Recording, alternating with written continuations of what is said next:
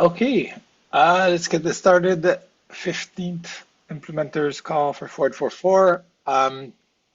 Bunch of spec updates to go over quickly today, and then we can discuss client statuses and anything else people feel we should bring up. I guess, yeah, to start, Danny, you were saying you want to quickly cover free to blobs, the decoupling. Yeah, things are looking good. Simulation results, as discussed on ACDC last week, actually look really good in terms of delivery times and network load. We're closing in on it. I think we generally have agreement on how everything's going to be structured, and we're just kind of nitpicking. The intention would have to have this done on Thursday for any last commentary on ACDE, and then a release on Friday with this and other minor changes. So if you haven't taken a look and you intend to, now or tomorrow is a good time. So kind of in like, definitely in the last little cleanup phases, nothing structurally we expect to change. So kind of last call, check it out. Cool. Should we bring it up on Encore Devs explicitly Thursday, or yeah, do you just think it'll be merged by then? I guess It should be merged by then, and just maybe on Encore Devs, I'm going to just say we're cutting a release tomorrow. with this. Yeah, if anyone has problems with that, they should speak up. Yeah, and I assume this doesn't change anything on the EL side, right? Correct, it does not. Yeah. So it's not perfectly synced for the call, but yeah, no, and I don't expect any issue. So release on Friday. Cool. Any other thoughts, comments on free to blobs? No, I just say great job getting this wrapped. I feel like we're almost exactly on the schedule we set in interop. So pretty impressive. Yeah. Do any clients have this prototyped or implemented yet? Prism has started it, but I stopped because of seems like there's a few moving pieces, such as different signing domain and such. But yeah, I can pick it back up this week. Seems like it's getting very close. So yeah, very, very excited. Nice. And we'll have Pop in his simulation framework, which takes actually runs like a full client. I think it generally biases to running Lighthouse. He's going to take the old version and the new version when they have it, and also run sims on it to further validate. Every simulation framework has its own caveats or corners being cut. So just to continue to validate that this is the right direction. Nice. Anything else?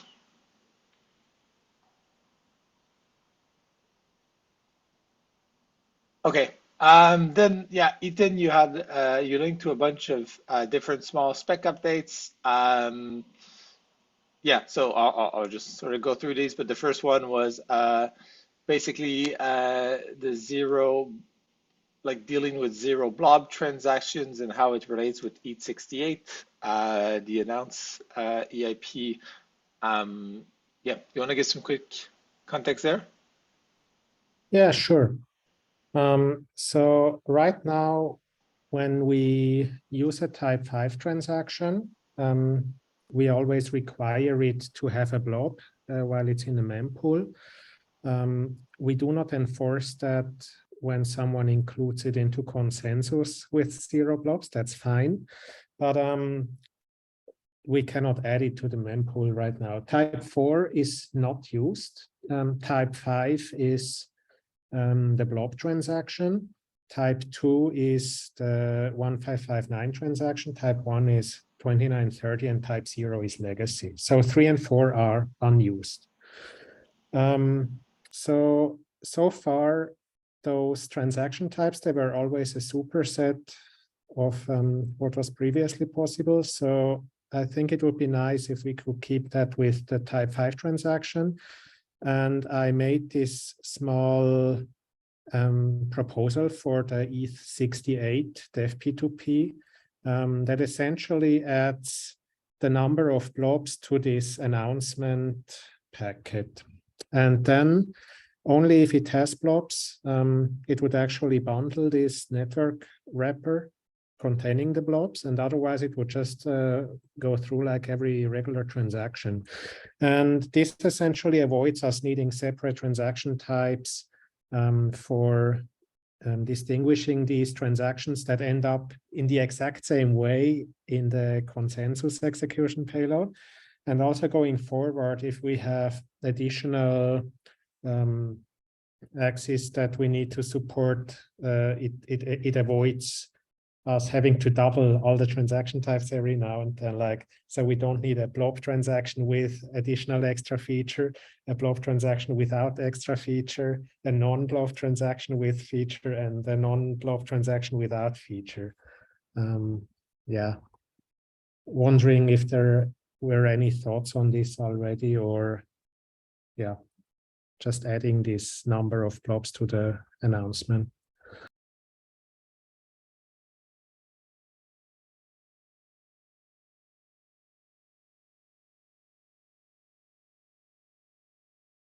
Yes, sorry, I lost the mute button. Marcin, go ahead. Yes, it's just like a technical thing. It's like in current implementation of EIP-66, it's like encoded like all array of types, then all array of the same length of sizes, and all array of transaction hashes. So it would be not possible to add number of blobs only to the ones which has blobs. So we just will need to add all the array with 0, 0, 0, 0, 1, 2, etc. Sure, but that sounds doable as well. Or I'm not even sure if the transaction type itself is still needed actually, or if it's just the number of blobs that would be needed. Yeah, probably we can just replace transaction type with number of blobs, and yeah, I think transaction type was needed only to not ask about blob transaction with blobs, which is heavy.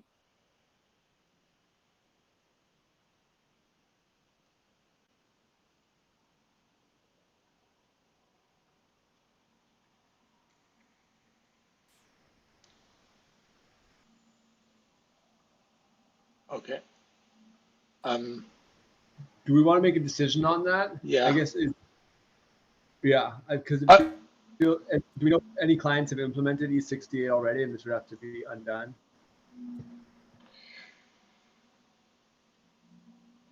Yes, Nethermind implemented E68 already.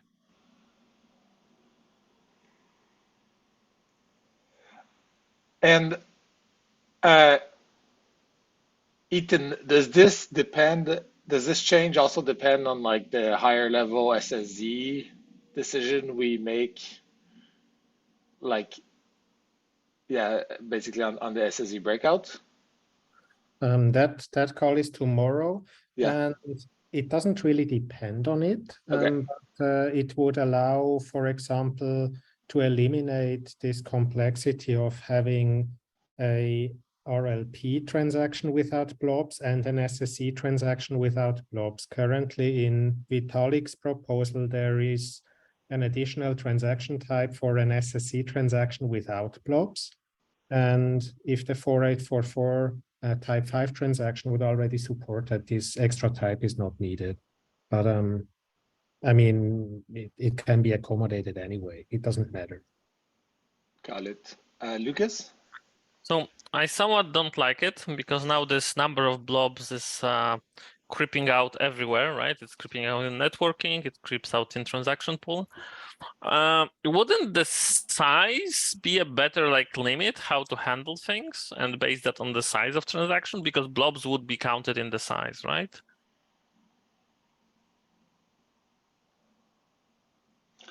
So yeah, and by size, there's two things we can do, right? Like we can look in kilobytes and we can also look at like gas or data gas, right? True. So if we have a transaction type of blob transaction and its size is bigger than something, we know that it has blobs, probably, like we could be sure, right? Can we be sure it has blobs? That's my question here, because yeah, I'm not as sure that, you know, creeping out these blobs, which is something special for this transaction type everywhere, is like that good design. I'm hesitant on that. Again, would be good to consult someone who also wrote ET868. That would be, I don't know, Marius.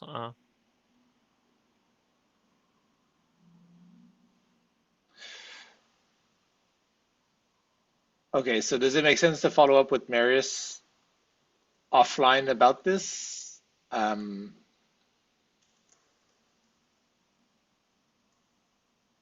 Yeah, I don't know. It does feel like this whole the transaction pool and the transaction types are like hard to get everyone on the same page about. Yeah, I'm not quite sure what's like the dependency, basically, yeah, the dependency list between those things and how we get to a decision that people are happy with. Yeah, I agree. This is starting to seem like the highest risk domain in our execution. I mean, the transaction types, they are used in a much bigger scope than just the mempool.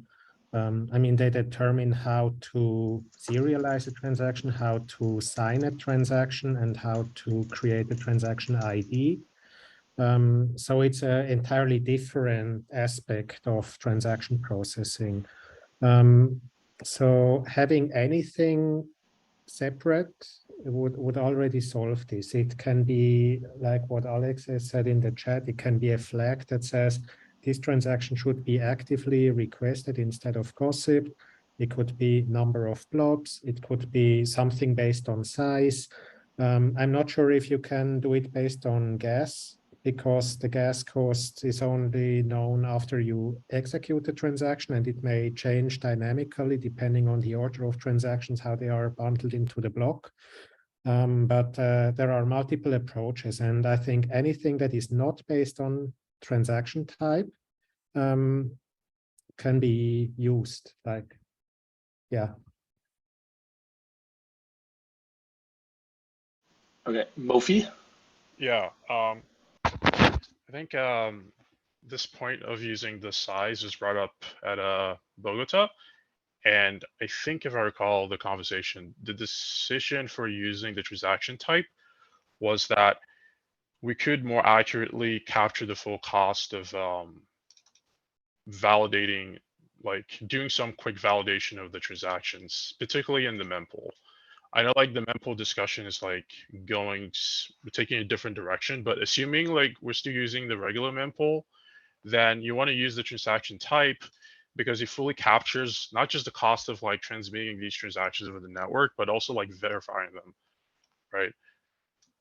Whereas you could have like a large transaction, but if it's not a blob transaction, then the cost would be much less than transmitting like a blob transaction, even if it's like smaller than a regular transaction. If that kind of makes sense. Yes, I mean, if you think about a transaction of type 5 as only having blobs, that's true, because then you can use the transaction type to determine if it has blobs. But if you want to make the transaction type generic, like to allow it to support 0 blobs, then the transaction type doesn't tell you whether it has blobs anymore. That's the problem. Yeah.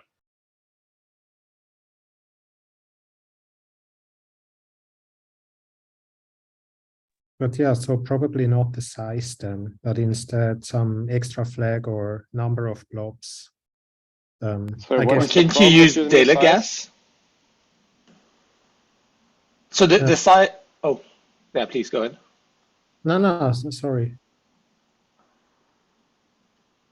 Yeah, so I guess the size doesn't work if you can have 0 blobs in the transactions, is that right? Because you can't, but you could still use that to determine for any transactions whether it has a blob No, or not.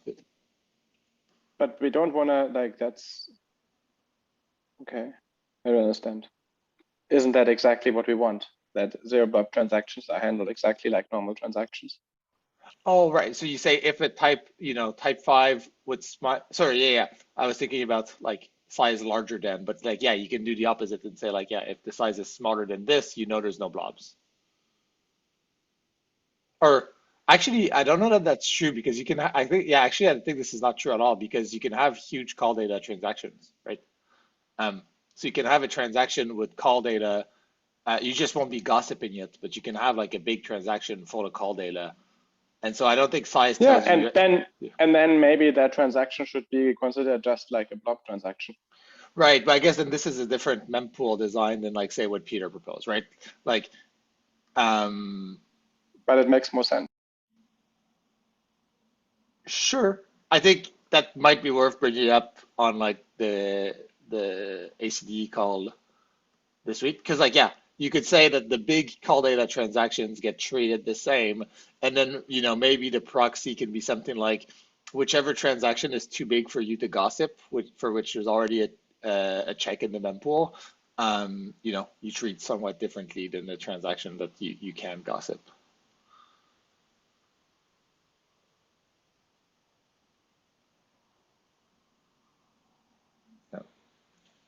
I don't know, from the EL folks here, does anyone see like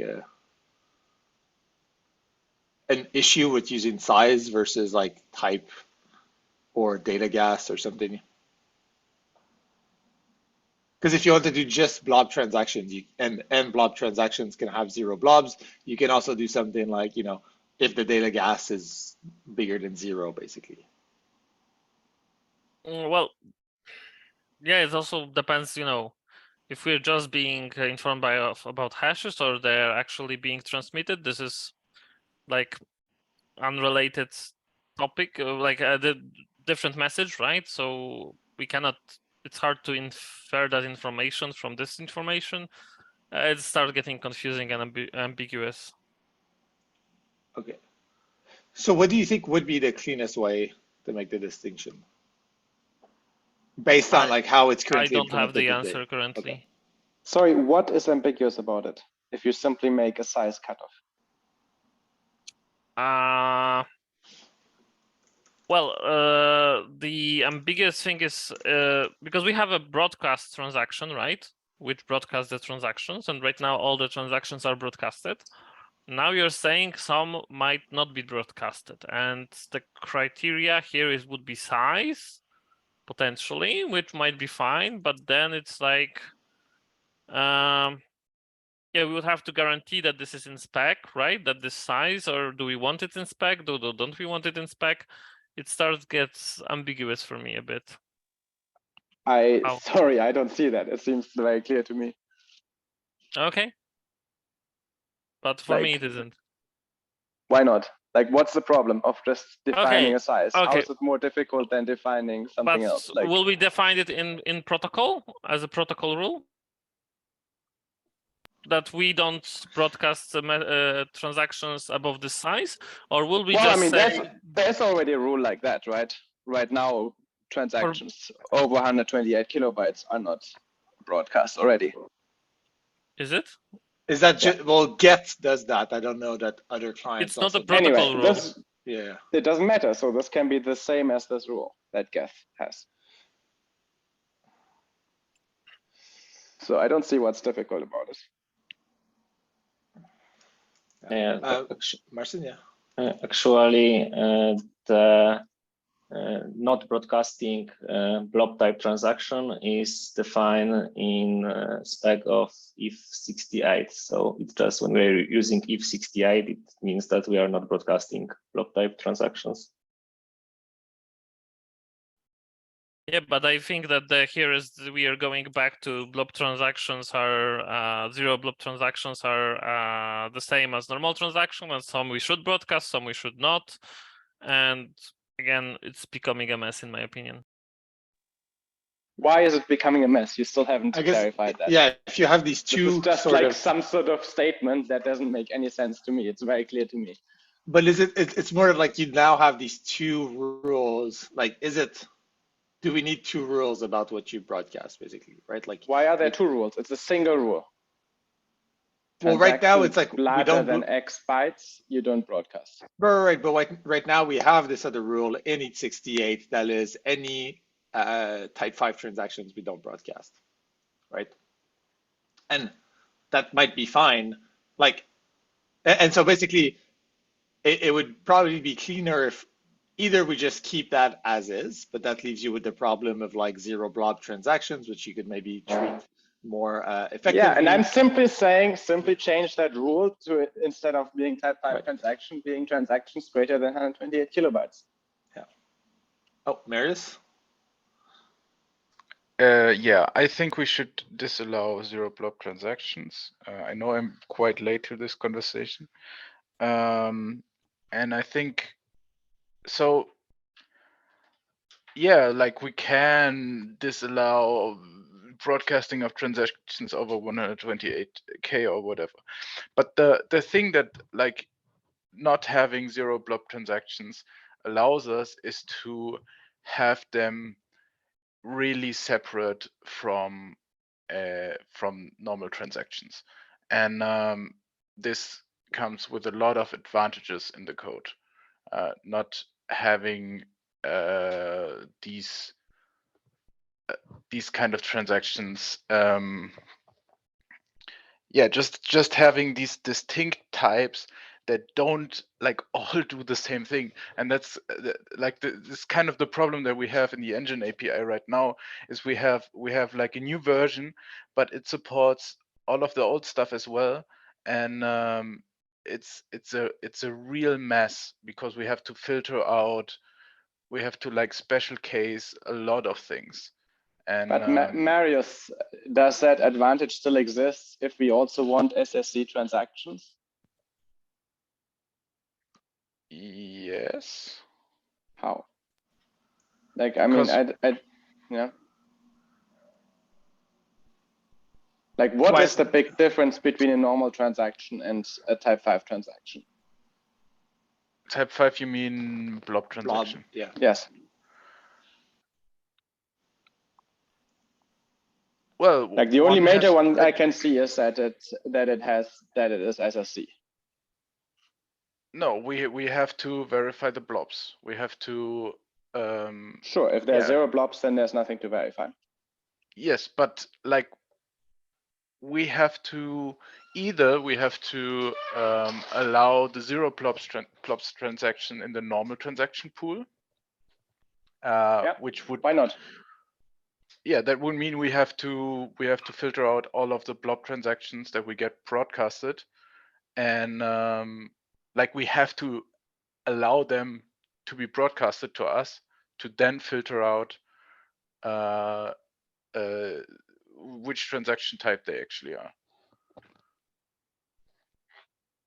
And then why do you have to filter the transaction type? Like, sorry. Because we have to put the blob transaction into a different transaction pool than the other transactions. Well, I'm suggesting that the difference would be by size rather than by whether they are blob transactions. No, you cannot do that. Like, yes, you can do that. The problem is that one transaction is verifiable in like nanoseconds, and one transaction takes at least milliseconds to verify. And you say, so the blob transactions are much longer but to only verify if than large call data transactions, right?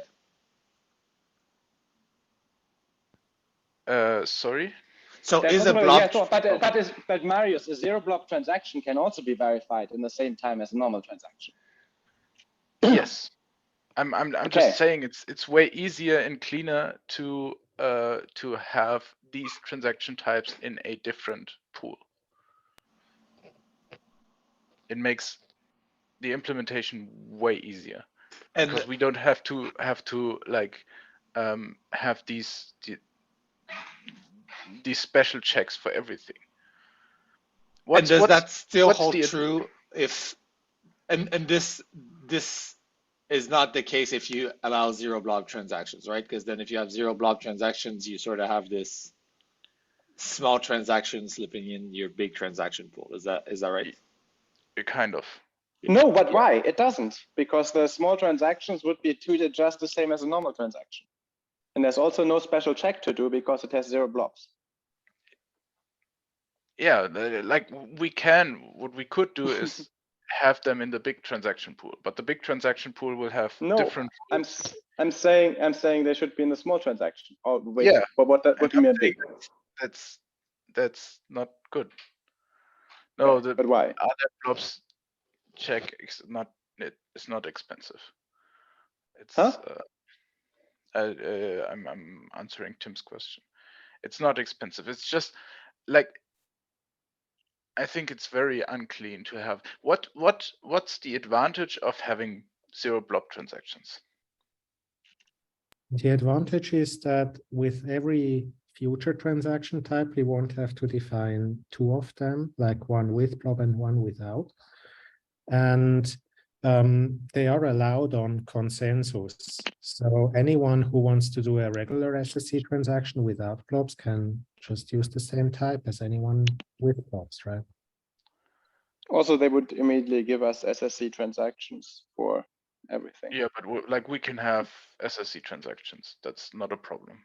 Just right. But why does an SSC transaction have to be anything different than a blob transaction with 0 blobs? Like that seems to be the natural thing to introduce them. Yeah, I think it's just I don't see a point in having 0 blob transactions. It makes everything more complicated. And I mean, if this is just something that's also done at the gossip and networking level, we can change it pretty easily after the fork, right? Like, so I think, like, I don't know, I would lean.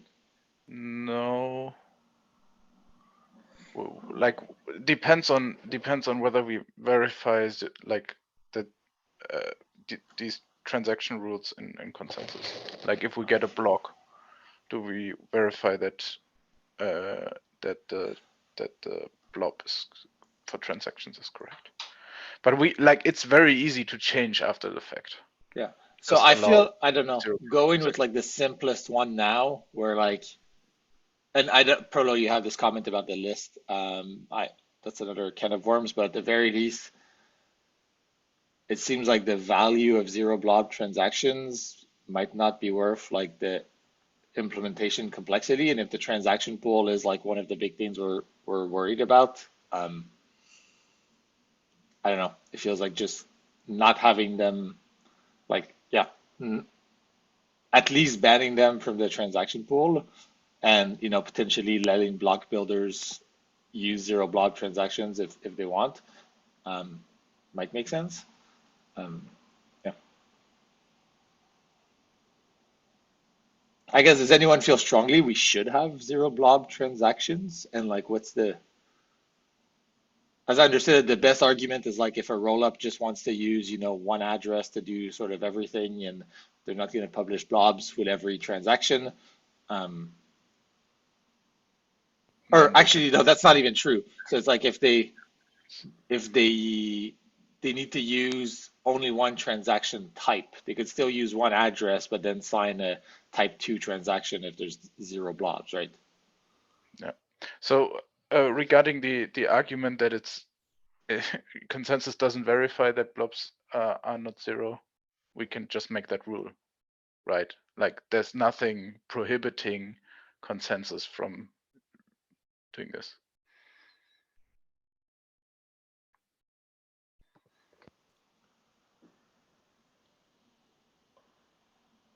Okay, so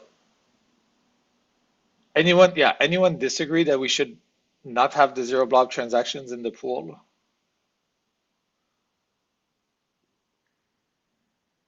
Okay, then I think that we should not have, and disagree. What is the result there? Agree. So what I'm saying is like, okay, I would like to propose we ban 0 blob transactions from the transaction pools. If you have an objection, now is like the time. Like it's not a hill I want to die on. I still don't understand any like real reason for it. But well, we get simplicity in the at least. I just can't see it personally how it gives us simplicity, but yeah, fine if that's what people think. Like what I would like to understand is if this announcement, instead of the transaction type, just contains a bit, I contain blobs or I don't contain blobs. Wouldn't that just like allow the zero blob transactions without any complexity? Like if I think we already sent the size of the transaction with in ETH68. yeah, sure. I mean, but the size some people don't like because it mixes up the call data transactions from the blob transactions, right? But if you just, instead of the transaction type, if you include a bit there that says this transaction contains the blob wrapper or it doesn't, then you don't really care about the transaction type anymore, I think.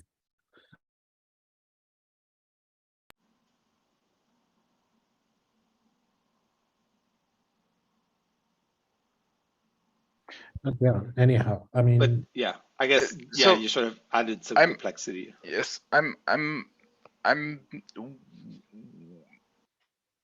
weakly against the transaction pool rule without having it in consensus. I think it makes most sense to have this rule because otherwise, like no one, like someone can just modify their Geth version and send these transactions. So if we have this rule in the transaction pool, it should, in my opinion, also be part of the consensus rules. Okay, Lucas. So I'm against adding another like flag if there are transaction blobs in the transaction or not. So the idea of transaction type was to give you information about transaction, right? So it can give you this information and potentially be forward compatible with even more information about future transaction types that we don't even think about now, right? So that's the advantage of having the transaction type. And this is what you're saying, that transaction type is kind of irrelevant for gossip right now. And I don't like this idea. As an idea, I'm not saying we should ban totally zero blob transactions. I'm inclining to it, but I'm not 100% convinced. But this was what transaction type gave us, right? Additional metadata about transaction that we can actually define a lot of rules against on. And with zero blob transactions, we kind of like break this encapsulation of information, let's say. I don't know, not good, not what word I want to use, but not sure if you know what I mean.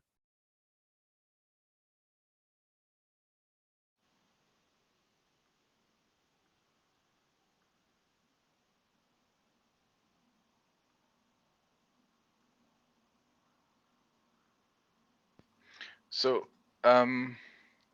is it okay if we postpone this decision till next week? I kind of like came into this call like way too late, half an hour too late, only because there was no one from Geth here, and I also I would like to think a bit more about all of this from our perspective and talk to the guys about it. Okay, and do you think it makes sense to decide this on this call next week, or should we try and maybe bring it up on like the execution layer call Thursday so that we have more folks from? Yeah, we can talk about it on the execution layer call. Okay, so I'll add it to the agenda.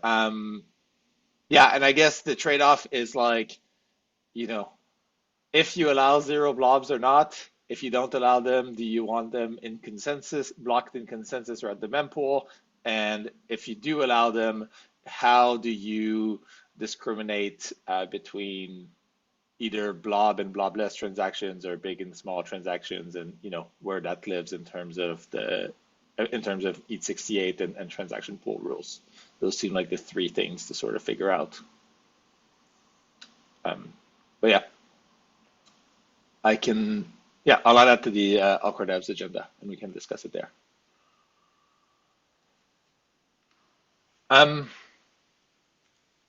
Okay, I suspect this was probably the longest one.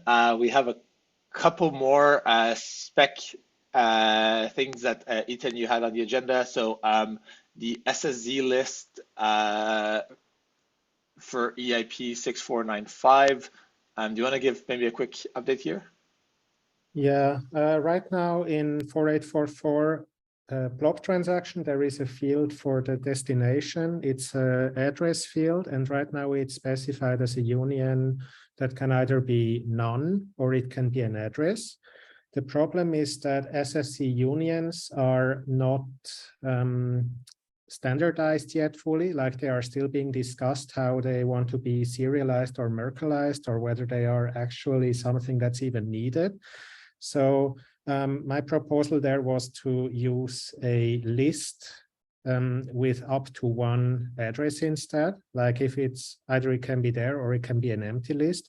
Or I also made this new SSC optional type that can be implemented in like 2 hours. That is fully tested. That could also be used, just so we don't accidentally introduce this union discussion and get blocked on that.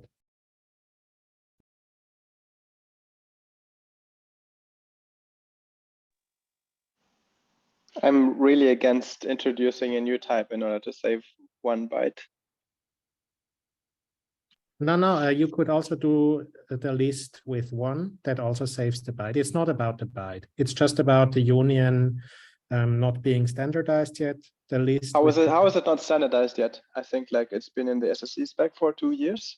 I don't think it has changed. It is unused and there is no test. Right. And we are currently discussing it for Vitalik's proposal about SSC transactions, whether we want to change how unions get Merkleized. So the hash tree root stuff may still change.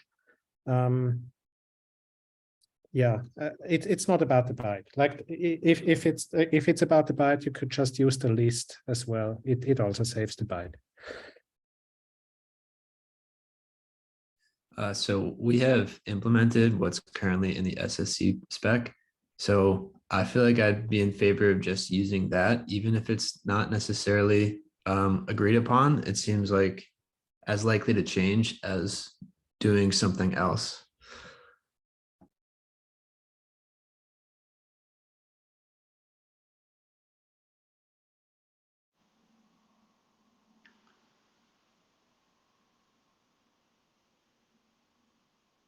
Does anyone else have thoughts on this?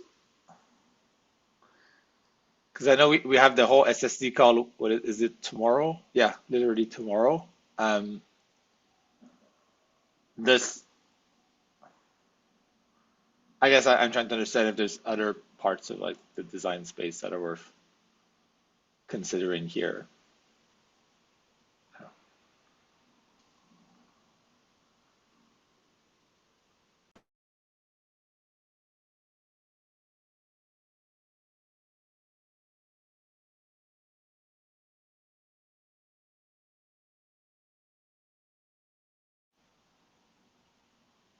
Yeah, I mean, it's a detail. We don't need to spend too much time on it. Yeah. Okay. So, and I guess there's a PR that people can discuss on as well. Is there a decision we want to make on this, or do we want to just leave it open and say we'll get to a decision by next week? Do people have the union type that's in the spec implemented right now? In Nimbus, we don't fully implement it. We only have the case where it's abused as an optional, but we don't have the Merkleization for the full union type yet. Okay. I think for Prism last year there was like a Renathon hackathon post by Proto using for the initial part of the merge. There was union type. We have that implemented. I think the problem was it's more like there is no spec test, so we're not sure if our implementation aligns with other clients. So yeah. Yeah, the theme is from Fortec, who has been is in our code base because of the initial merge merge implementations. Then has been left out, but is still in our SSD libraries, but it's never tested, and I don't know how is it now.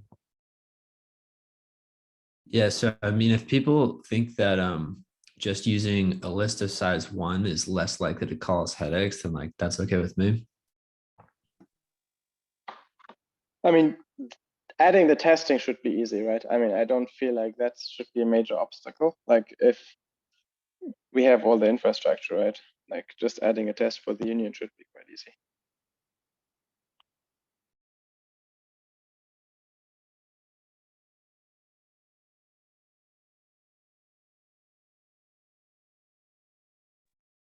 Yeah, I mean, one more thing is tomorrow in the SSE call, there is another discussion about unions. So maybe the information from there, like if we see that unions as a whole, as a concept are actually used, not just for an optional, then I agree that we don't need a separate type for optionals actually. Yeah, maybe postpone this one as well. I mean, it's a really quick change anyway. Okay. Yeah, let's see on the SSE call tomorrow what comes out and how we can get back to this one next week. Okay, 16 million blob capacity. I'm not sure what this is about, but also you, Ethan. Yeah, there is a, like currently in the same blob transaction type, we support up to 16 million blobs per transaction. I just wonder if this is just a random number or if there is an actual design space why this is supported.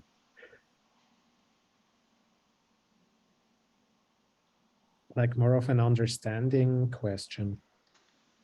So where is that? This is basically in the transaction type 5s as they currently are described. The like max number of blobs is set to a constant that's like 16 million. Is that right? Yeah, let me look it up real quick how it's named. So this is the list type, right? I mean, yes. I think generally we don't want to use the list max as the actual maximum for things. It should be rather like a theoretical upper limit. Exactly. Right. So for serialization, it doesn't matter at all. The max list length. It only matters for Merkleization. Correct. Yeah. And it's so that that all the leaves are at the same depth. Exactly, and it also affects the length of the Merkle proof. I mean, that one is not too relevant, but we also have, I mean, if there is a design space that we actually want a lot of blobs in the future, then there is another limit that an SSE object that you serialize, it cannot be more than 4 gigabytes. So 16 million gets it to multiples of gigabytes. So even the theoretical limit is very unlikely to do that. Yeah, I mean, 16 million does seem like a lot. It's I wouldn't argue that we have to. I mean, we definitely should make it like a large number, but like something in the thousands is probably enough for any time until we have to change it fundamentally again anyway. Yeah, Denkrat, do you want to just do a quick change to the spec to like whatever, like some generous upper bound beyond what full Danksharding would give you? And we could just lower that constant by a couple orders of magnitude probably.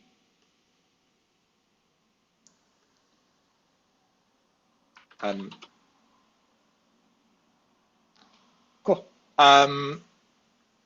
Okay, and then next one.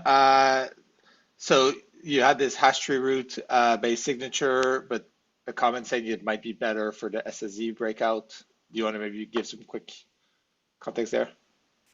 Yeah, that one was opened by Light Client, and Vitalik is also behind it. Essentially, right now in 4844, we are using the Kejak of the SSZ encoding to determine the hash that is being signed and also the transaction ID. And the idea there is that we want to go to a world where we don't need the Keja cache anymore there, and we also can be based on hash tree root to be more in line with how it works on consensus. So there are some troubles there, especially for the signature hash, because that one needs to be protected against malleability. If there is a future transaction type that encodes similarly, that it doesn't end up with the same hash. But besides that, it's mostly a discussion for tomorrow, how we can optimize this transaction ID at least to be part of the actual SSC tree. So unless anyone has like really strong opinions now, I would probably save this for tomorrow just because we only have 10 minutes left. But anything people feel is really important to bring up right now? Okay. And then Sean, you had a spec item about the beacon APIs. Do you want to give some quick context there? Yeah, so it's just a proposal for how we want to support signing over individual blobs in the validator client via the standard APIs. So I guess the notable features are one that blobs will just be like blinded by default, because it seems like there's no real point to send large clumps of data to the validator that aren't interpretable by the validator. And then in addition to that, the GET request by the validator is a combined block and blob to avoid like a race between the head of the beacon chain changing between requests. And then the posts back to the beacon node by the validator are individual blob requests, and then the existing block request. So yeah, just generally looking for like feedback. People can take a look. That's it. Cool. Any comments on this now, or? Just a question. So you're coupling the block and blobs in the beacon API. We also gonna have the old just blobs endpoint? So yeah, right now with blocks, we have a separate block endpoint for just like telling the beacon node to create a block for me to sign and propose, versus like get a beacon node in the, or sorry, get a block from the beacon nodes database. So I think we'll have the same sort of separation with blobs, where like the endpoint that Jimmy has a PR for will still exist to get like the full unblinded blob.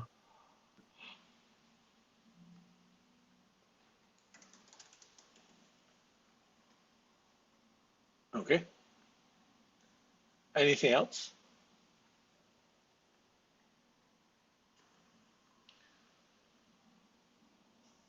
Okay, then any client team have some updates they want to share?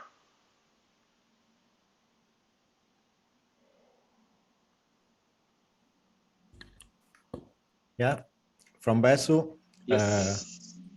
Yeah, we are now feature complete, and we are asking to join the DevNet for testnet. Yes, so pending for join the testnet, then working to refine our implementation and merging it to main piece by piece. Nice. Anyone else?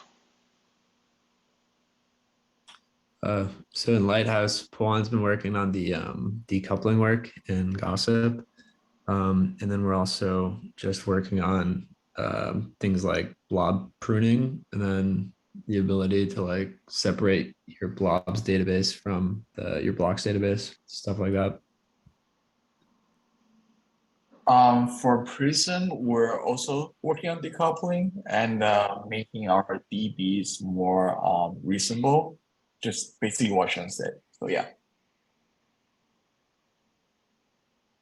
From Teco, we last week on Friday released a new image for DevNet 4 with some fixes around the sync logic plus lobs handling on DB. So far so good. We're synced from Genesis and we are okay. And we were waiting for the confirmation to actually starting decoupling. And yeah, we are starting working on that.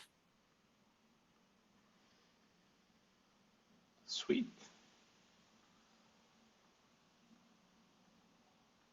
Anyone else?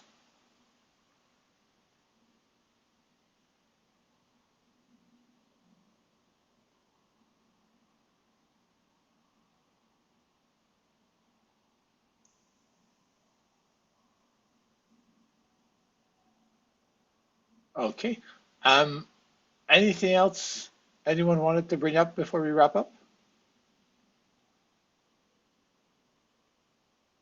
I guess, Kim, going back to your comment around the transaction pool, it seems like we have a clear next step on the like zero blob transaction question. Do we want to set a clear next step on the like transaction pool design, etc.? Well, I guess they're sort of related, right? Like if we allow, if we don't allow zero blob transactions, then we can, you know, have a design that's based on that. So I feel like we need to make the zero blob transaction decision first, and then from there, yeah, we can also discuss the transaction pool more broadly on our core devs. Yeah. Cool. And I've added it already. Yeah, I've added already to the agenda.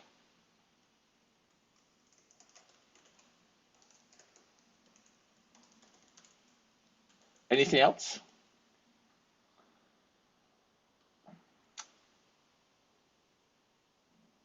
And yeah, we'll have the SSZ call as well tomorrow, so I can post the agenda in the chat here if anyone wants to join that.